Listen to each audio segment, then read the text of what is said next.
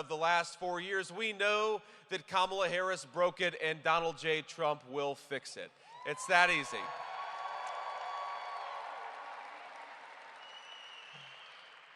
You know, Kamala Harris, I got to say, she has run a campaign that is based in fundamental dishonesty, but it's also based on a bet that the American people aren't going to be wise enough to notice the fact that Kamala Harris has been lying to them for the past 3 months. You know, we were in Las Vegas a couple of weeks ago, and we get to the tarmac at the same exact time as Governor Tim Walz, my Democratic colleague, who, of course, is running to be Kamala Harris's vice president. You know, I'm going to say something nice about Governor Tim Walz. I want all of you, if you're the praying type, and I imagine we've got a lot of Christians and other people of faith in this room, say a prayer for Tim Walz, because he's got the toughest job in American politics. Think about this. You know, we've all had tough days at work, right? Our hands hurt, our backs tired, but you have never had such a tough day where your job is to go around and convince the American people that Kamala Harris can be the president of the United States. That's a very tough day at work. And Tim Walz has been doing it every day for the past 3 months. But think about this. The whole argument of their campaign is that Tim Walz and Kamala Harris have nothing to do with the policies of the last 3 months, even though Kamala Harris is the sitting vice president of the United States. When you put a teleprompter in front of her, Kamala Harris will talk a big game about what she's going to do. And I think all of us are saying, Kamala, if you want to do all these things, why haven't you done them already? You're the sitting vice president. You could do it right now.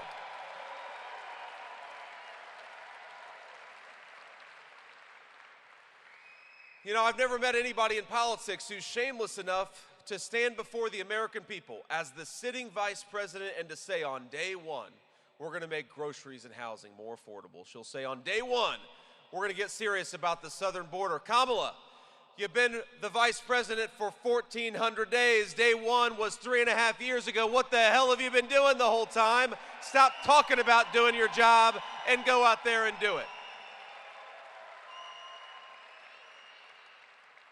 Now, I will say, in Kamala's defense, every time she tells a dishonest thing, and you know, she's got the teleprompter in front of her, the teleprompter tells Kamala Harris what she has to say, but every now and then, Kamala Harris will go out there and she'll do a softball interview, and she'll make a gaffe. And you know what a gaffe is? A gaffe is when Kamala Harris accidentally tells the truth. Now, she doesn't talk to the media very often, and when she does, it's almost always a softball interview. But think about this. Kamala Harris does these softball interviews, and as all of you will know, I know this is a proud baseball town. The problem with a softball interview is you've got to be able to hit a softball. And I don't know that Kamala Harris could hit a T-ball, my friends, based on what we've seen over the last few months. But, you know, she gave an interview with The View just a couple of weeks ago. Did you see the interview that Kamala Harris did on The View? Most of you thankfully said no, and here's the request that I'll make. If you haven't seen that interview on The View, wait at least 24 hours because we need you as sharp as possible, and I'm telling you, you're going to lose 20 IQ points if you go and watch Kamala Harris on The View. But here's what she says on The View. Remember, her whole argument of her campaign is that she doesn't even know who Joe Biden is, even though she's a sitting vice president.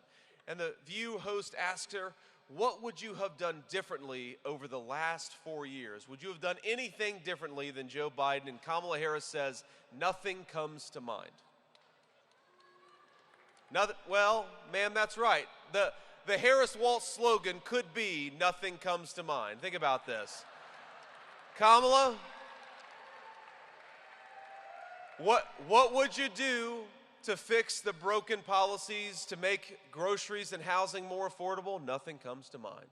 Kamala Harris, what would you do to secure that southern border? Nothing comes to mind, right? That's what Kamala Harris's campaign slogan could be. But in that moment, she revealed that she is not who she says she is. She's been going around the country for the last 3 months, promising that she's going to fix what she herself broke. She's been going around the country saying that she's somehow going to lower the price of groceries, even though she cast the deciding vote on trillions of dollars in new spending. She's been going around saying that she got religion about border security a few months ago, even though she's been the border czar at a time of a historic open border. And so our message to Kamala Harris is, we don't believe that you're the candidate of change. We don't believe what you say you're going to do. We believe what you've done for the last 3.5 years, and you are fired. Go back to San Francisco, where you belong. We don't need you in the Oval Office.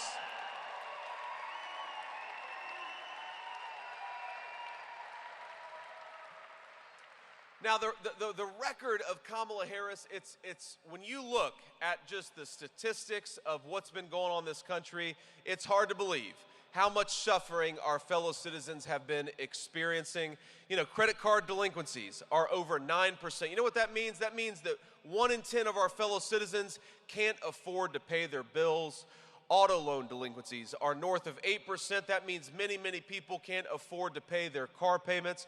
We've got our citizens who are paying 25% more for groceries, 45% more for gas, and of course, if you're a young person, good luck affording a home in Kamala Harris's economy, because Kamala Harris thinks that American housing ought to go to illegal aliens. Well, how about we elect an American president who says American housing ought to go to American citizens and make the American dream of homeownership more affordable again?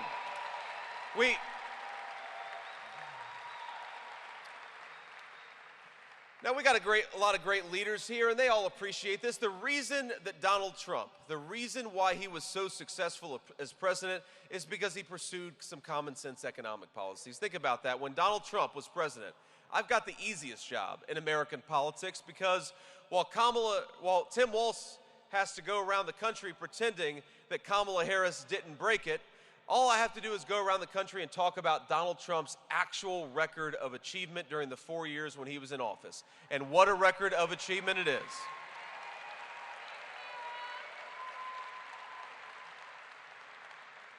When Donald J. Trump was president, inflation was at 1.5%. The dollar went far. People could afford groceries. They could afford gasoline.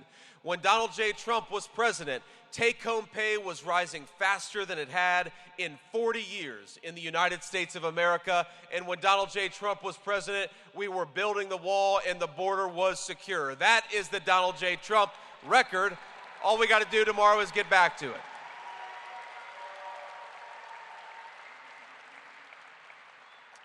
And you know, that's the thing about this race is, for the first time in the lifetime of every person in our country, we don't just have plans and policies and slogans between Kamala Harris. We've got actual records. We can see how Kamala Harris has governed over the last 4 years, and we know how Donald J. Trump governed when he was the president of the United States. Isn't it nice? You know, in the corporate media and Kamala Harris or surrogates, they lie about Donald J. Trump all the time.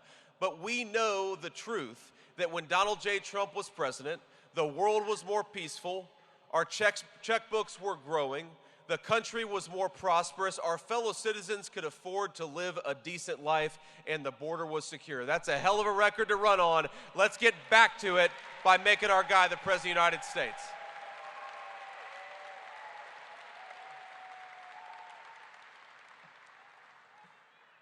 Now, here's, let's talk about plans for just a little bit, because if you compare and contrast the Kamala Harris approach and the Kamala Harris proposals against the Donald J. Trump proposals, it's very obvious who's going to be better for the American people, who's going to be better for the voters of Georgia, especially the swing voters who are watching at home. We know who's going to deliver for the American people because we already saw Donald J. Trump do it. But just think about this. I don't know if I've ever seen in my lifetime a politician like Kamala Harris go around and brag about the fact that she wants to raise your taxes. I've never seen it. Usually, Matt Gaetz will tell you, the Democrats who want to raise your taxes, they're at least smart enough to lie about it, to hide it from you, and not to go out there and tell you. But Kamala Harris is bragging about the fact that she wants to raise the taxes of Georgia families. She said she wants to let the wildly successful Trump tax cuts expire, and that's going to cost the average Georgia family thousands of dollars per year. thousands of dollars per year that you're going to be paying to the federal government instead of keeping your own money and spending it how you see fit. That's the Kamala Harris plan. And it's not just that. It's not just that she wants to raise your taxes. It's what she wants to do with the money. We were in Michigan earlier today, and you know Kamala Harris is telling us all that she wants to raise your taxes so that she can reward foreign corporations that make electric vehicles in China. And I happen to think that we ought to cut the taxes of American workers and penalize foreign corporations that are making jobs in China. Let's reward companies that are making jobs right here at home. That's common sense. You know, my favorite Kamala Harris interviews, the best ones of all, and this is the sacrifice I've accepted to be your next vice president, is I watch Kamala Harris interviews so that you don't have to, my friends. This is a life of service I've taken upon myself, and I don't take it lightly. But you know, they ask her, they'll say, well, Kamala Harris, you've been the vice president for 4 years. Americans can't afford to buy the things they need to buy. What is your specific plan to fix what you yourself broke? And she'll say, well, you know, I grew up in a middle-class family. Or they'll say, Kamala, you know, you seem to not care a whole lot about border security during your first 3.5 years as borders are. What's your plan to secure that southern border? And she'll say, you know, when I worked at the McDonald's, I was really good at making the hash browns. And, you know, anybody with a lick of common sense is saying, Kamala, you didn't answer the question. And by the way, I think maybe my running mate has worked at McDonald's for longer than Kamala Harris has. But who knows?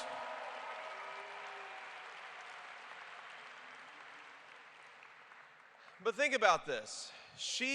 We know that the best way to lower prices for Georgia families is to unleash American energy. Because think about this.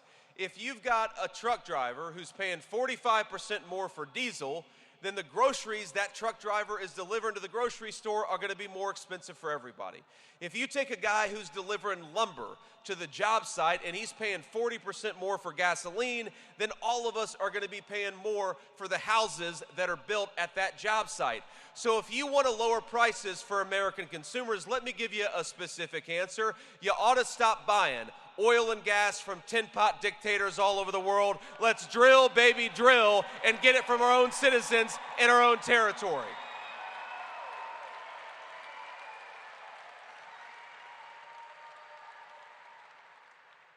And of course, President Trump wants to build on the successful economic record. We're not just talking about the record, even though the record is very good. President Trump thinks that if you're working overtime, you ought to be able to keep more of your own money. That's why we're doing no taxes on overtime. That's a big one. You know, Kamala Harris wants to give, if you've been paying into Social Security your whole life, Kamala Harris wants to give your Social Security benefits to illegal aliens, people who don't have the legal right to be here. Donald J. Trump wants to say no taxes on the Social Security. You paid into it your whole life. You ought to be able to enjoy the benefits in retirement.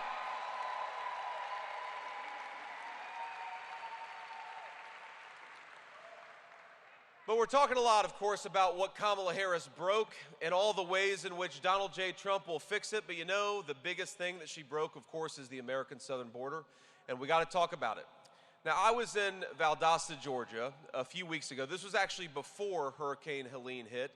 And, of course, it hurt Valdosta pretty badly, and hopefully they're recovering well, and we're going to support them because, you know what, it'd be nice to have an American president who had FEMA do its job and support American citizens, and we're going to have that when Donald J. Trump is back in the White House. But I was in Valdosta, and you all may know, because it sits at the intersection of I-10 and I-75, it has become a major drug trafficking zone for the United States of America. The Mexican drug cartels are using the highways built by our grandparents to traffic drugs into our communities, and I think that's a disgrace. But I was in the interdiction room, and you've got, you know, bags of marijuana, you've got pills, you've got illegal guns that have been brought in by the Mexican drug cartels, and sitting there on the table is a box of candy, you know, like Sour Patches, Nerds candy. And I asked the sheriff, I say, what's that? That looks really out of place. And he says, actually, that's drugs brought in by the Mexican drug cartels.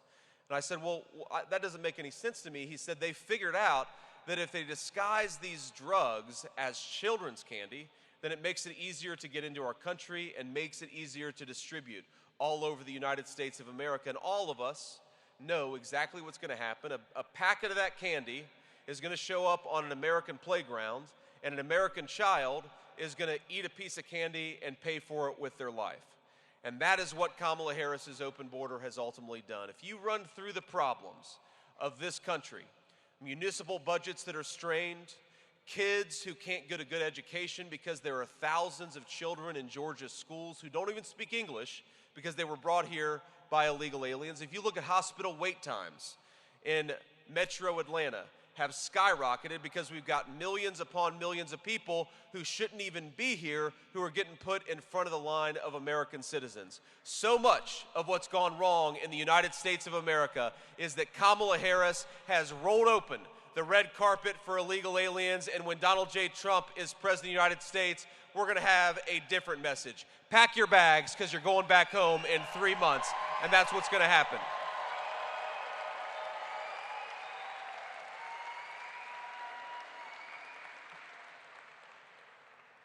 You know, I'm the father of three. My wife and I have three beautiful kids. We've got a 7-year-old boy, a 4-year-old boy, and a 2-year-old girl.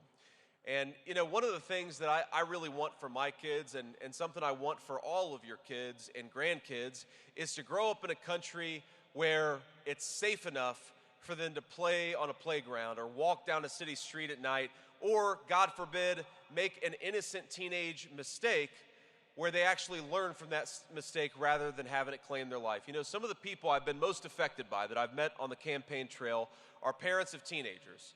And they tell me about their teenager who goes to a party and takes something under peer pressure because, look, sometimes kids do that, right? They take things at parties under peer pressure. But instead of waking up with a headache or a lecture from their parents, that innocent teenage mistake takes their life. Because too many of the drugs floating around this country are laced with fentanyl brought in by the Mexican drug cartels. And I think about that, and then I consider the fact that over the last 3 years, Kamala Harris has hired 87,000 IRS bureaucrats to go to war against American small businesses and American middle-class families. And wouldn't it be nice to have a president of the United States who waged war on the Mexican drug cartels and left our citizens the hell alone?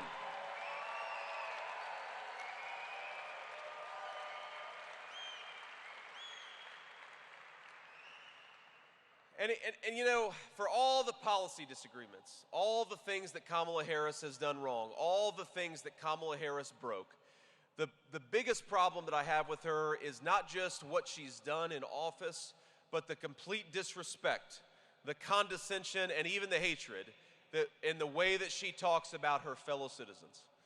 And look, I mean, we're all, of course, supporters of Donald J. Trump. I know there are a lot of people watching who love President Donald J. Trump, and we're going to get him across the finish line tomorrow. But here's what I want to remind you of what Kamala Harris has done, and I want to ask us not to follow her very terrible example. Because when her boss, just a couple of days ago, said not just a criticism of Donald Trump or of me, but said that the people who support Donald J. Trump are garbage, or when Kamala Harris's running mate accused the patriots who gathered at Donald Trump rallies of being Nazis, or when they call us fascists, or when they call us racist for thinking that we ought to have a secure southern border.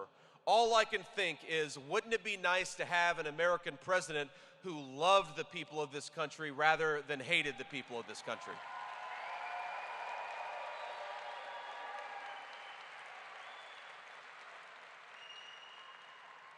And I want to ask us not to follow Kamala Harris's terrible example, because I'm sure that every single one of us, all of us gathered here, know somebody who's planning to vote the wrong way tomorrow. And number one, please do everything you can to make sure they vote the right way tomorrow, because we need everybody's vote.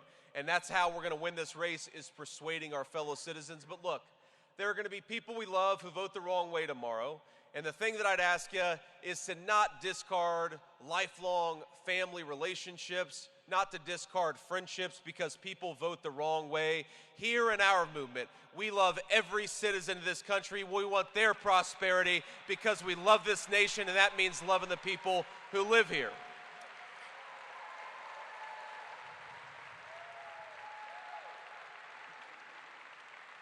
And our message to Kamala Harris is very simple. The citizens of this country, they are not garbage for thinking that you're doing a bad job. The citizens of this country are not racist for thinking that you ought to close down that damn southern border. The citizens of this country are not garbage for wanting to be able to afford groceries and a nice place to live. But in 2 days, we are going to take out the trash in Washington, D.C., and the trash's name is Kamala Harris.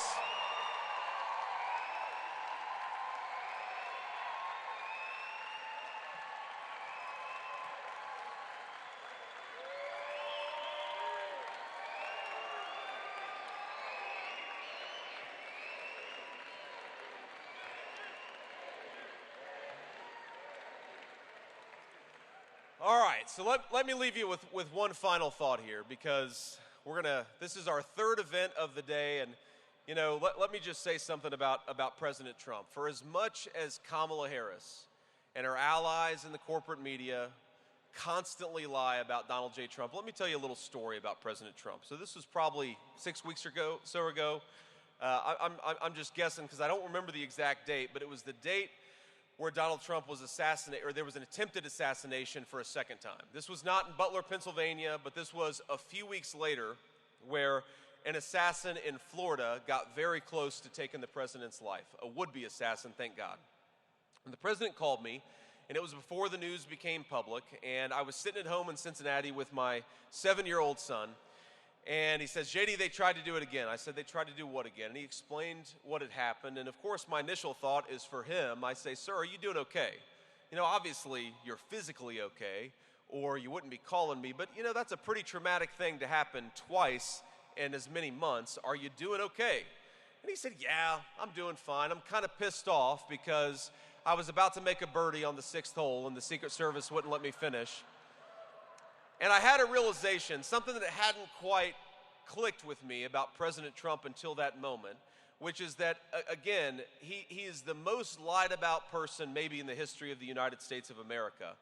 But agree or disagree with him on any given issue, agree or disagree with me on what I say or a particular policy, but here was a man who had just taken a second assassination attempt in as many months, and he had the good humor and the character to make a joke about it, and that's the kind of man that we want in the Oval Office. The thing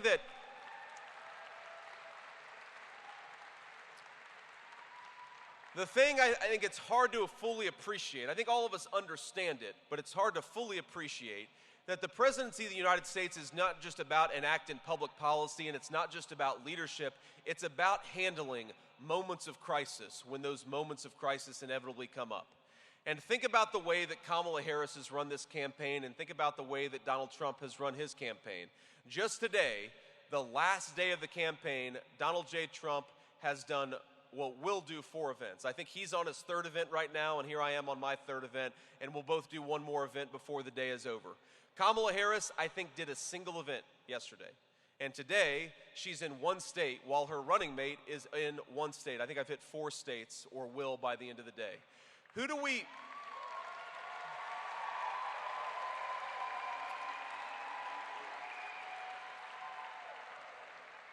want answering that phone call when times are really tough? Who do we want dealing with a world leader in a moment of crisis? Is it Kamala Harris, who runs away from the friendly American media, or is it Donald J. Trump, a man who can take a bullet to the head and stand in defiance? It's a big difference. We don't talk about it enough.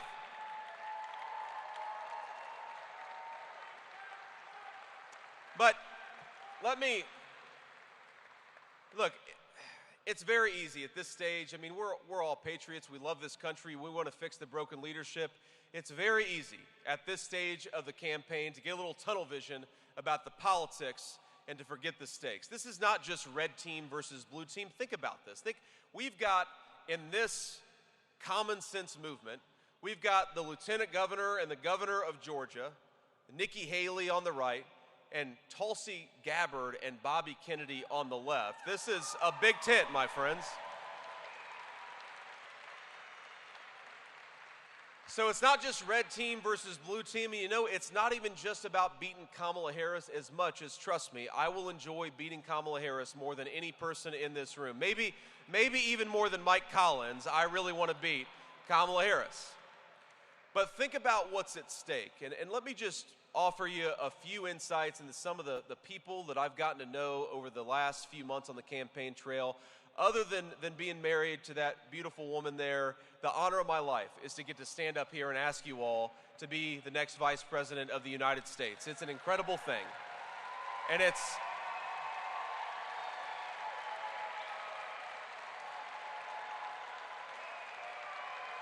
thank you. And given, you know, the poor family that I grew up in, the fact that I was raised by a grandmother who didn't even go to high school, much less to college, it is hard not to feel anything but incredible, overwhelming gratitude for this nation and for the American dream that made my life possible. But there are a lot of our fellow citizens out there where the American dream feels further and further away. You know, I mentioned these parents that I meet who lost a 16-year-old kid because one of their kids went to a party and took something that was laced with Mexican drug cartel fentanyl, and now their teenager is no longer with us. I met a woman not long ago who told me that for 40 years, she and her husband did steak night every Friday night, but last year they canceled steak night because thanks to Kamala Harris's policies, groceries got too expensive and she had to cancel that ritual that had brought meaning to her life for 40 years. I've met people who have been killed by illegal criminals brought into this country across that wide open southern border. I've met young people who would love to start a family, but they're worried they're never going to be able to afford a house in which to raise that family. Our fellow citizens, my friends, are struggling. They're struggling because of the failed leadership in Washington, D.C. And what this election is about, it's not just about beating Kamala Harris. It's about creating American communities that are safe enough to raise a family in. It's about making it possible for those young Americans to afford to buy a home, to start a family in the first place. It's about American parents who would like to raise their children in neighborhoods that are safe and secure. It's about a woman who would like to afford steak night with her husband because she's worked hard her entire life. My friends, our fellow Americans deserve to have peace. They deserve to have prosperity, and they're going to get it tomorrow when we make Donald J. Trump the leader of this country and the President of the United States. God bless you, Georgia. Let's go get it done.